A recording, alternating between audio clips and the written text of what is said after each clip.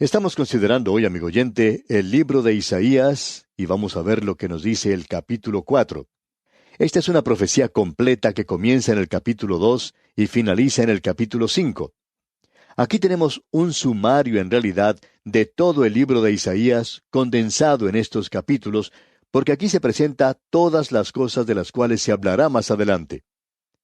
Al comenzar aquí nuestro estudio en el capítulo 4, debemos repetir una vez más que esta es la continuación de la profecía que comenzó allá en el capítulo 2 y que las condiciones que se nos presenta ante nosotros aquí eran las condiciones que prevalecían en la época de la cautividad babilónica y también serán las mismas condiciones que estarán presentes durante el período de la gran tribulación, inmediatamente antes de ser establecido el reino.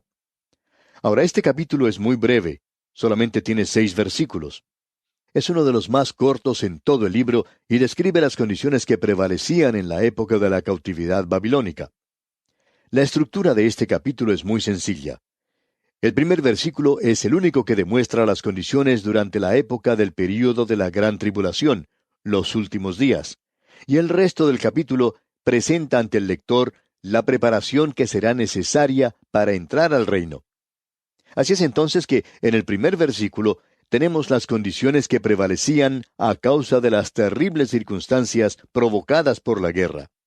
Y esas mismas condiciones estarán presentes en la época de la gran tribulación y también han existido en todas las grandes guerras.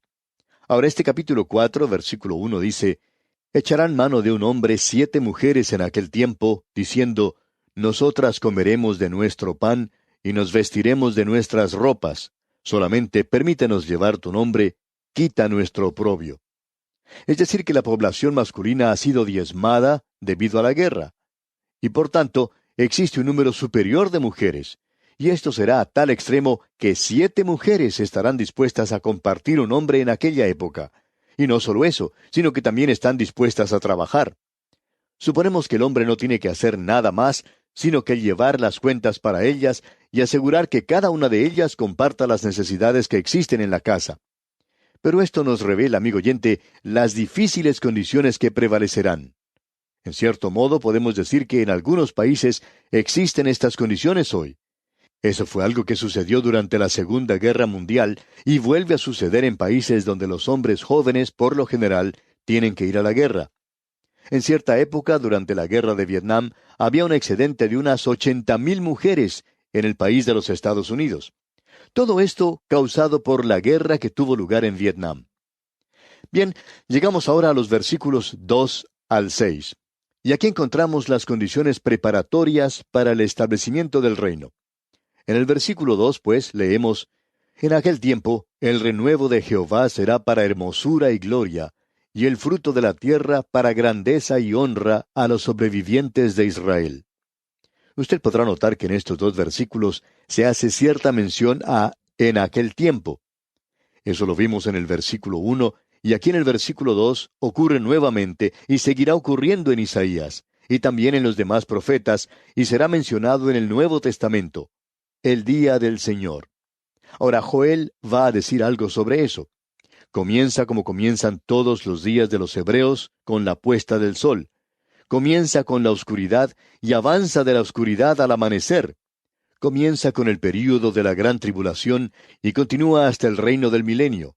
Así es que aquí tenemos referencia al Señor Jesucristo, donde Él es el renuevo que se menciona acá.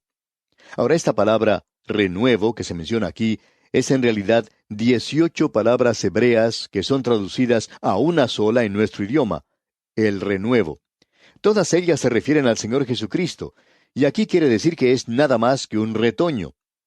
Vamos a hablar de esto en más detalle cuando estudiemos el capítulo 11 de este libro de Isaías. Por tanto, vamos a pasar esto por alto y lo veremos en otra ocasión. Pero el Señor Jesucristo es el renuevo. Y aquí Él es el retoño. Más adelante vamos a ver que se nos dice que Él es un renuevo que sale de tierra seca.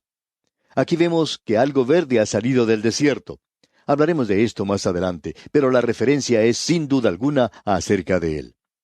Ahora en el versículo 3 de este capítulo 4 leemos, «Y acontecerá que el que quedare en Sión, y el que fuere dejado en Jerusalén, será llamado santo, todos los que en Jerusalén estén registrados entre los vivientes. Es decir que el pueblo de Dios, los israelitas y los gentiles durante ese período de la gran tribulación lo podrán sobrevivir. El Señor Jesucristo nos habló de esto con toda claridad. Él expresó este pensamiento de una manera que siempre ha parecido un poco extraña, pero Él está observándolo, por supuesto, al final del período de la gran tribulación, y dice entonces, «Mas el que persevere hasta el fin, éste será salvo». Ahora bien, ellos fueron sellados al comienzo del período de la gran tribulación para asegurar que ellos pasarían a través del mismo. El pastor es capaz de guardar a los suyos, a sus ovejas, y por tanto, éstas serán capaces de soportar todo hasta el fin. Eso es lo que se nos está diciendo aquí. Tenemos el mismo pensamiento, por supuesto, cuando observamos lo que se nos dice allá en el libro de Apocalipsis. Ellos eran los que formaban esa gran compañía de personas que habían sido selladas al comienzo de la gran tribulación. Y ellos pasaron a través de ese período. Ahora el versículo 4 de este capítulo 4 de Isaías dice, «Cuando el Señor lave las inmundicias de las hijas de Sión, y limpie la sangre de Jerusalén de en medio de ella, con espíritu de juicio y con espíritu de devastación». Como podemos apreciar, el pueblo de Dios debe estar preparado para entrar al reino. Esto nos hace preguntarle a usted, amigo oyente, ¿está usted preparado para ir al cielo? Supongamos que en este mismo momento Dios lo lleve a usted al cielo. ¿Está usted preparado para el cielo? Yo no sé en cuanto a usted, amigo oyente, no puedo responder por usted, por supuesto, pero creo que hace falta mucha oración para que yo esté listo para el cielo. Para eso es que tenemos nuestra vida en este mundo. Es como un colegio para prepararnos para la eternidad. Hay muchas personas que piensan que esta vida es todo, y ellos están cometiendo una terrible equivocación. Aquí estamos haciendo las preparaciones necesarias para ir a la eternidad, y esto nos tiene que dar algo en qué pensar. En esos momentos libres, quizá cuando esté descansando en la cama sin poder conciliar el sueño, ¿está usted listo para ir al cielo? Supóngase que Dios lo tome y lo lleve al cielo, así como está en este instante. ¿Cree usted que sería como un objeto cuadrado tratando de calzar en un agujero redondo? Bueno, creo que sería así, amigo oyente. Y esto es lo maravilloso. Amados, aún no se ha manifestado lo que hemos de ser. El Señor tendrá que hacer algunos cambios en nosotros. Ahora notemos lo que dice aquí el versículo 5 de este capítulo 4 de Isaías. «Y creará Jehová sobre toda la morada del monte Sión y sobre los lugares de sus convocaciones, nube y oscuridad de día, y de noche resplandor de fuego que eche llamas, porque sobre toda gloria habrá un dosel». La gloria de Dios estará entonces sobre toda casa de su reino, no solamente sobre el templo. Ah, amigo oyente, cuán glorioso será eso. Y note usted lo que dice aquí el versículo 6 ahora. «Y habrá un abrigo para sombra contra el calor del día, para refugio y escondedero contra el turbión y contra el aguacero». Es decir, que la nación de Israel en aquel día tendrá seguridad. Y nos hemos dado cuenta que hoy esa nación no tiene paz. Así es que la profecía no ha sido cumplida aún. Ellos no están de regreso en su tierra como cumplimiento de la profecía. Cuando eso suceda, cada hombre podrá morar en paz debajo de su viña y de su higuera. Notemos el orden de las cosas mencionadas aquí. La paz siempre llega después de la gracia y de la misericordia y del lavamiento. Usted no puede tener paz en este mundo. Ya lo hemos dicho con anterioridad, que los problemas nunca han sido propiedad de algún partido político.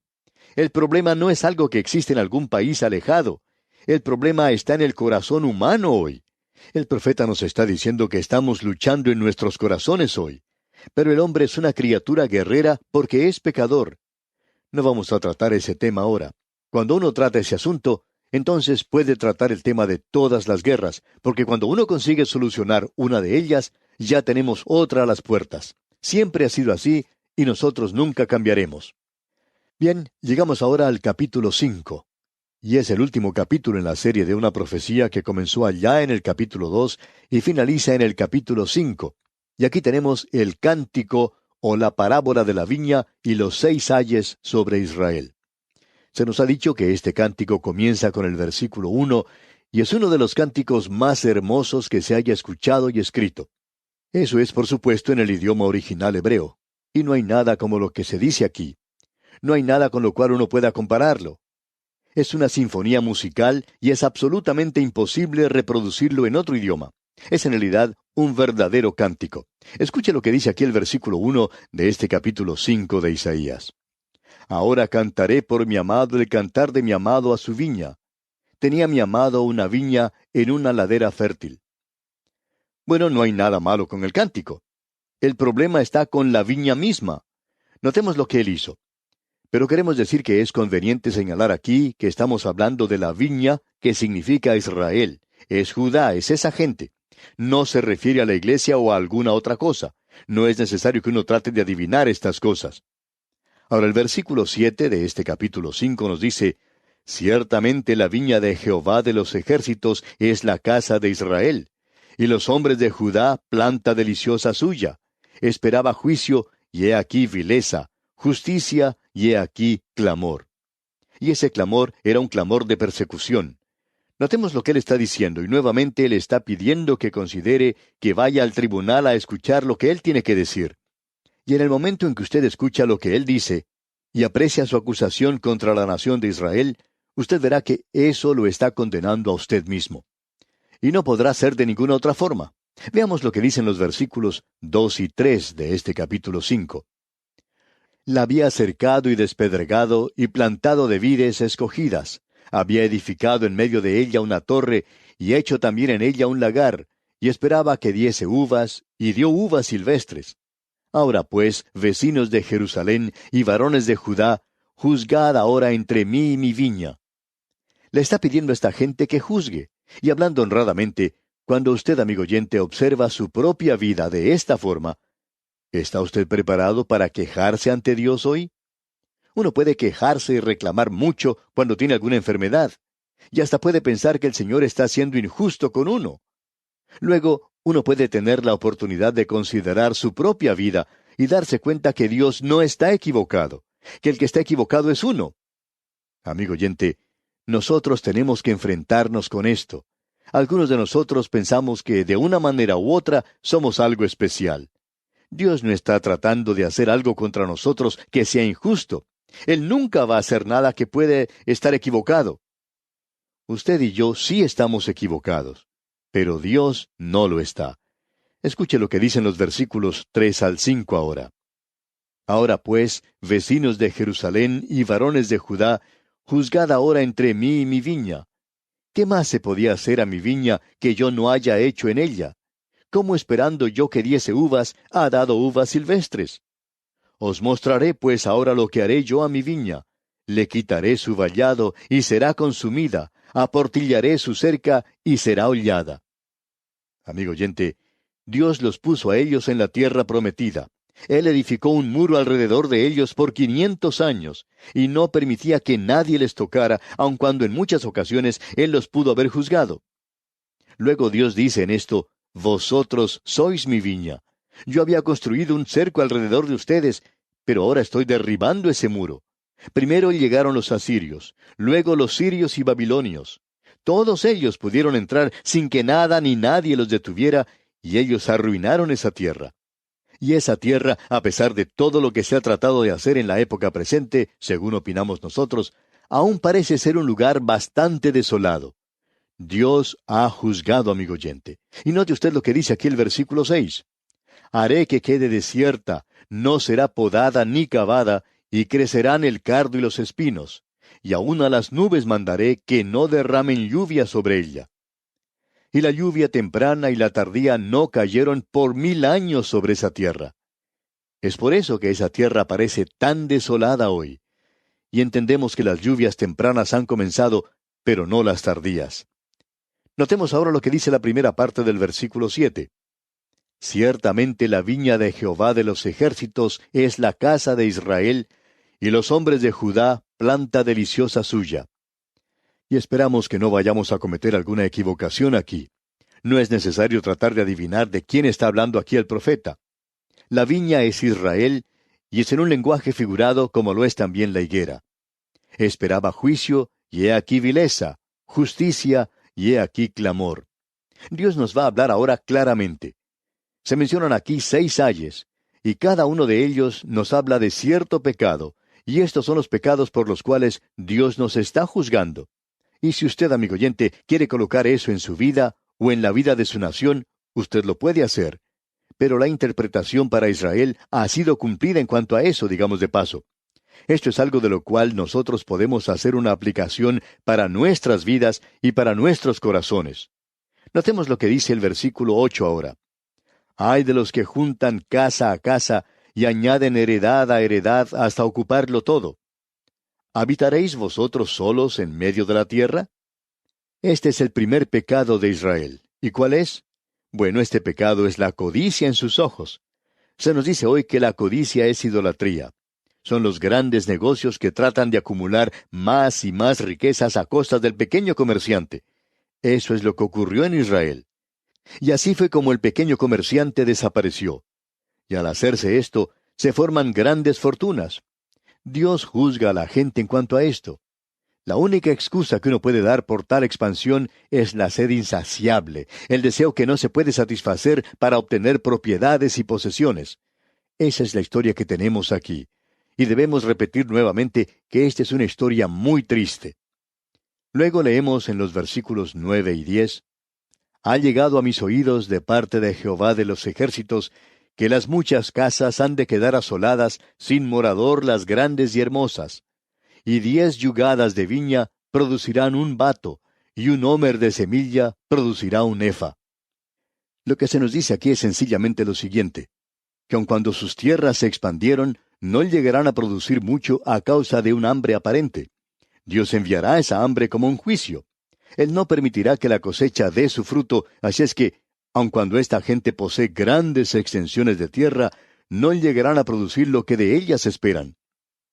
En cierta ocasión, hace ya varios años, alguien escribió un artículo en los Estados Unidos en el cual decía que usted y yo estamos viviendo en un mundo al cual se le está acabando la energía. Nos estamos quedando sin petróleo. Nos estamos quedando sin tierras para arar. Y este asunto de la ecología es algo de real importancia en el presente, porque nos estamos dando cuenta que la contaminación ambiental está cubriendo y destruyendo tantas partes de esta tierra. Un día de estos nos encontraremos en un planeta completamente desolado. ¿Qué fue lo que ocurrió? Dios está juzgando esta tierra en la cual nosotros habitamos. Nos estamos quedando sin energía. Uno de estos días ya no vamos a tener más gasolina. Así es que, amigo oyente, si usted está planeando hacer algún viaje largo, pues es mejor que lo haga ahora porque más adelante va a faltar la gasolina. Quizá esto no ocurra durante nuestras vidas. Sin embargo, hay personas que opinan que sí ocurrirá en el presente. Se está acabando la energía para esta tierra y este es un juicio que Dios hizo sobre esta nación en aquella época. Ahora el segundo ay que se menciona aquí lo encontramos en los versículos 11 y 12 de este capítulo 5 de Isaías. Y leemos, Ay de los que se levantan de mañana para seguir la embriaguez, que se están hasta la noche, hasta que el vino los enciende. Y en sus banquetes hay arpas, vihuelas, tamboriles, flautas y vino, y no miran la obra de Jehová, ni consideran la obra de sus manos. Podríamos decir que esta gente va a esos festivales juveniles de música, que toman drogas y que beben licores y cervezas. La embriaguez y el placer en una escala nacional son los pecados que se mencionan aquí. Todo esto lleva a que la gente pierda su percepción espiritual. Y vamos a dejar aquí por hoy, amigo oyente, para continuar, Dios mediante, en nuestro próximo estudio. Que las ilimitadas bendiciones del Señor sean con usted en todo tiempo.